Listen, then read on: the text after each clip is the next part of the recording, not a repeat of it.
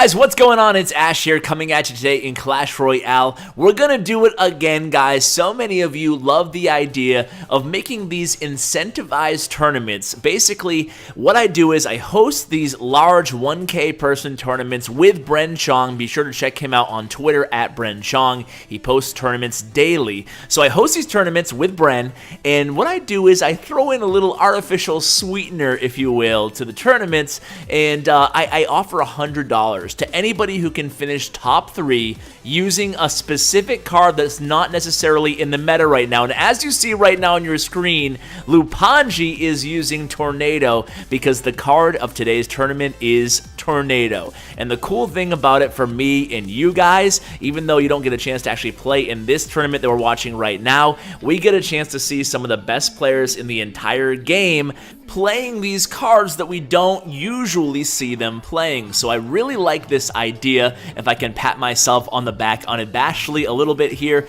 But, so that's what we're going to do today. We're going to recap the last, 10, 15 minutes of this tournament. We're going to follow around the top players, see what they're doing, see what they're using. Now, of course, it's not mandatory that you have to use the Tornado. It's just an incentive to use the Tornado for an extra $100 if you can finish in the top 3. So we have Marcus again. I think I saw Pompeo again. We saw DiegoB from Elite Gaming. He's up the top of the leaderboard. We see Patriots here. We see MarcelP again. Just a ton of big names in the game. Loupanji. She actually finished first overall in my CWA Champions Cup, and then she went on to win it in the bracket in the Champions Tournament as well. So definitely one of the best players in the game. She also made it pretty far in the CRNAO, which was pretty cool to see. I saw a few of those live matches in the Coronation Series as well. So let's go ahead and move on to Patriots match here, guys, and you'll already start to notice that a lot of these top players using the Tornado have chosen to use it in a bowler deck. So gonna see a lot of bowler graveyard in today's video.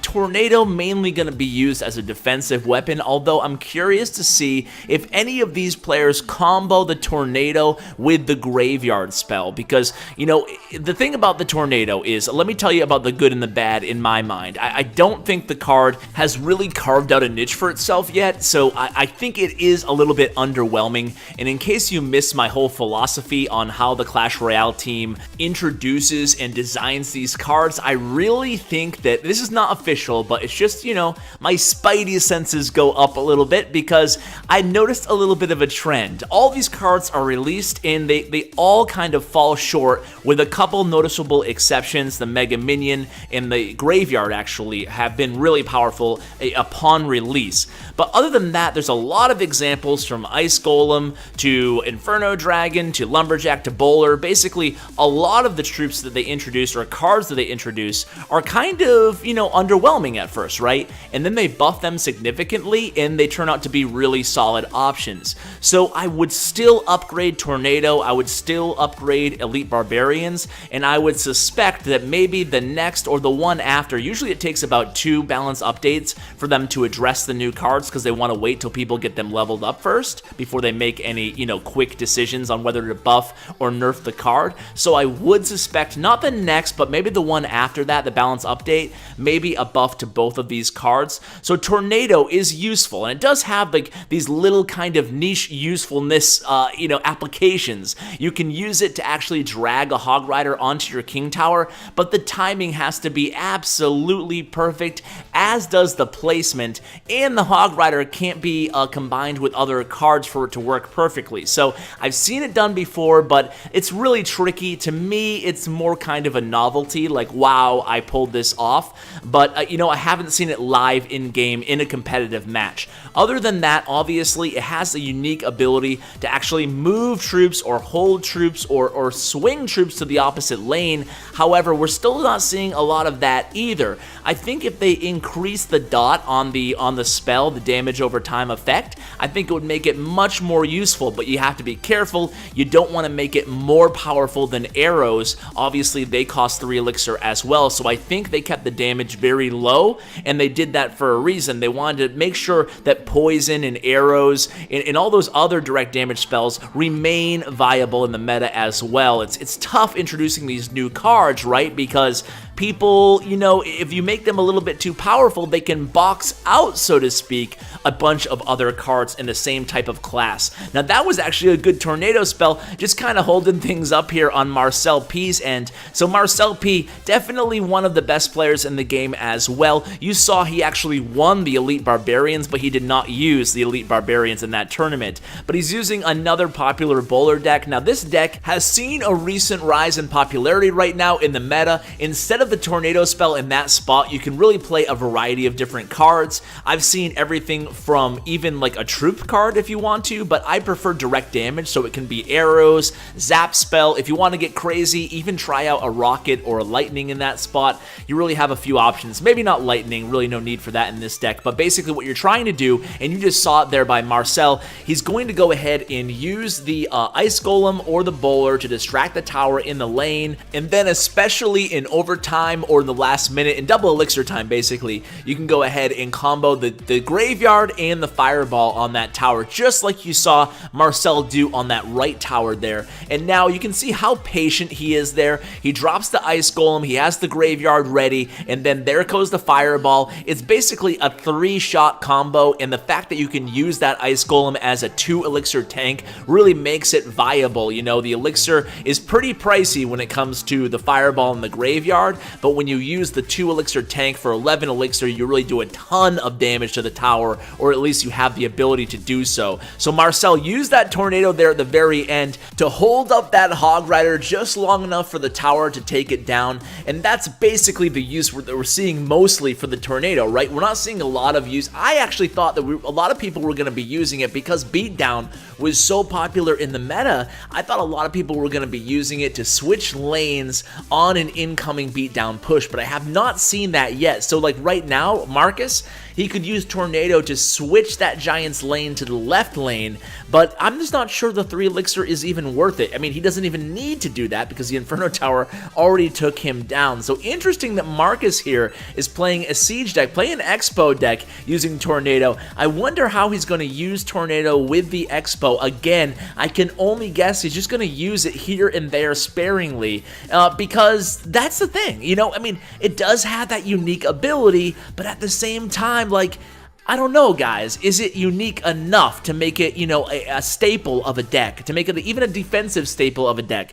You can, to me, you can still get a great value out of other direct damage spells. I mean, there's a tornado right there. We're going tornado, by the way, tornado versus tornado here, and it's a cool spell. I actually really do like the spell. I just feel like it maybe needs a little bit more damage or maybe a little bit longer of a duration. That might help too, you know, because it's tempting to always say, oh, this card needs a buff, let's make it stronger, let's make it do more damage, but there's other more outside the box things that I know the Clash team likes doing as well. So we'll have to see and wait and see if they think a buff is necessary, and if so, what type of buff they want to do. So I'm kind of scouring the leaderboards here. I'm looking for Pompeo again. I can't see him. You got to figure some of the top players just maybe started out with Tornado, didn't have a lot of success with it, and said screw it, I'm out, or they switched decks and they're trying to climb back up. So I'm probably going to scroll maybe for another 20 spots or so, and then I want to get to the gameplay. I know we do have Marcus, Marcel, Loupanji. We have Belkin as well. Diego from Elite Gaming is way up there as well. So let's hop into a match. What one do you guys want to see? Let's hop back into a Loupanji match. We'll check in on her, see how she's doing, and she's going against my clanmate, Ha Cooper. I don't know who to root for, guys. Well, you know what? It's weird because I have to pay $100 if anybody finishes top 3, and I kind of want to, as weird as that sounds, because I want people to see that it's possible. I mean, nobody finished top 3, although Razor and Marcus came very, very close to doing so in the Elite Barbarians competition, so I kind of want somebody to do it. Oh, and look at that, Loupanji. Ha Cooper gives up that left tower there, wants to get a big push going in the right lane. Interesting decision there. Let's see if it pays off. off for him. So I do want somebody to finish top 3 with Tornado, and Loupanji has it, so I'm going to root for her, even though that feels like a really dirty move considering that obviously Cooper is my clanny. So Fireball incoming, starting to really rack up the direct damage, and Graveyard also on the tower here. This is by Cooper onto Loupanji's tower, and now the question is with full elixir, can Loupanji make a comeback here? Now mind you, Cooper also sitting on full elixir. There's the freeze spell from Loupanji. Is it going to be enough? Very, very, very solid defense there by Cooper, and now it's going to be time to trade blows again. Here comes the giant on the river, on the bridge. There is the immediate graveyard dropping. What? Graveyard dropping? I don't know if that sounded right, but whatever. You guys get the point. So Archer's on the board, Fireball on the board. This is kind of cool. It's like 2 heavyweight boxers here trading blow for blow. The question is, who will remain standing at the end of the match? And I think, I don't know, is the freeze spell going to be coming here? I was going to say I think it's going to be Cooper, and there it is, the Fireball. I wasn't sure what would cycle first, the Fireball or the freeze. Loupanji is frustrated, but says well played. Always a good sport there. So that was a really fun match to watch. I'm glad I caught that one. So it looks like Paul's in first, but he doesn't have the Tornado. Let's actually look at this. What a coincidence. Diego is playing Paul, who's in first place overall. Now, DiegoB from Elite Gaming is one of our better players, and he's come on the scene really strong lately. He's been playing a lot of tournaments and winning a lot of tournaments, and he's a very resourceful and utility type player, meaning that he's a jack of all trades. He plays a bunch of different decks. That's probably why he's doing well with this Tornado deck, and of course,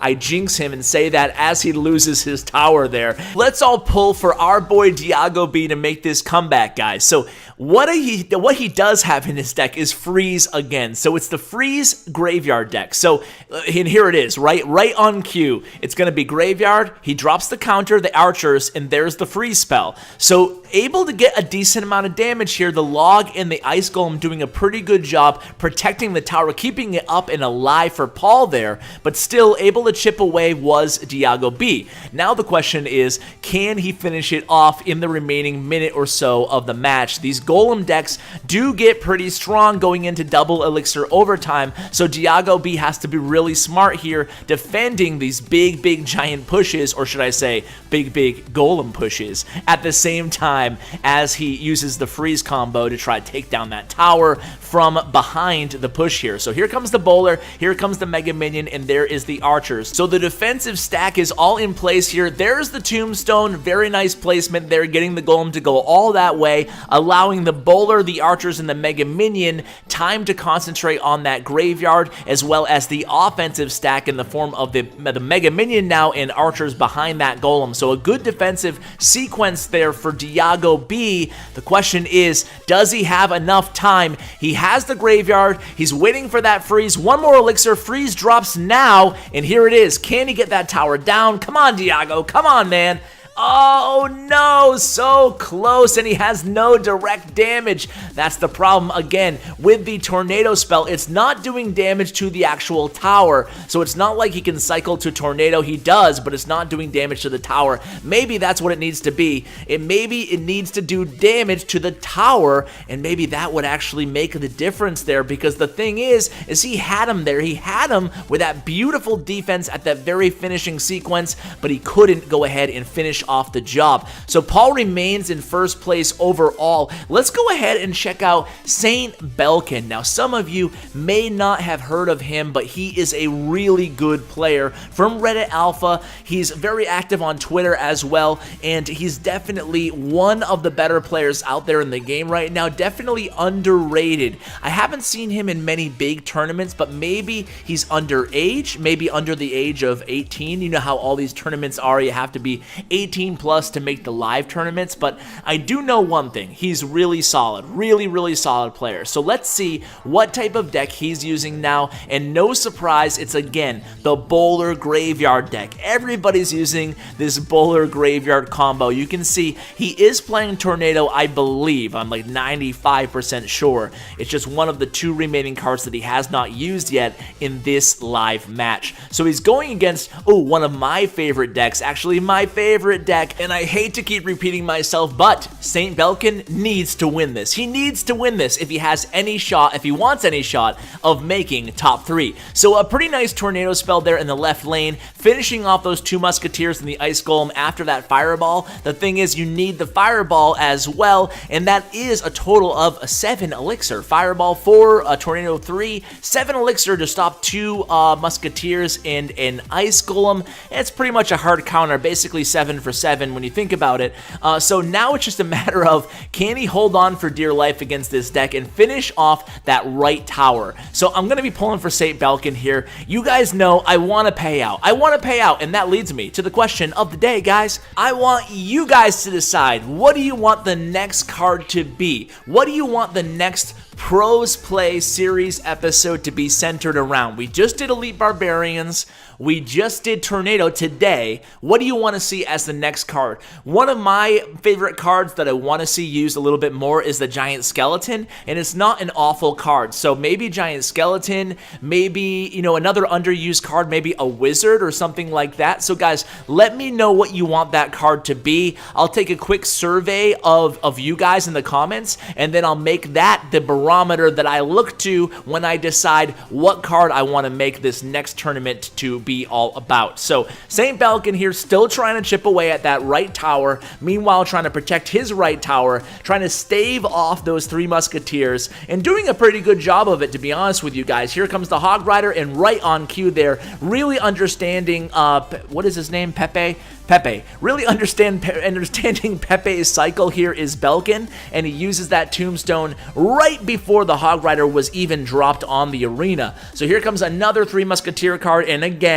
there's the fireball. This time he's not even going to use the tornado on defense. They're going to take a few hits from those musketeers. Really, honestly, you don't need to use the tornado if you don't need it, and that was actually only 1 hit, and the reason to use the tornado the first time was because there was an ice golem with the 2 musketeers. So tank with the musketeers, use the tornado along with the fireball. No tank with the musketeers, don't use the tornado on top of the fireball. Be smart here, guys. And there is the graveyard. Graveyard on the tower, and tower is down a minute and 30 seconds, a minute and 28 seconds into overtime, and SaintBelikin pulls off the win. And oh, look at this, guys. Look at this. It looks like SaintBelikin is our first winner of all time, aka 2 days. But he did it, guys. He won top 3 at least with Tornado. So congratulations, SaintBelikin. You, sir, have just won $100. Money, money, money,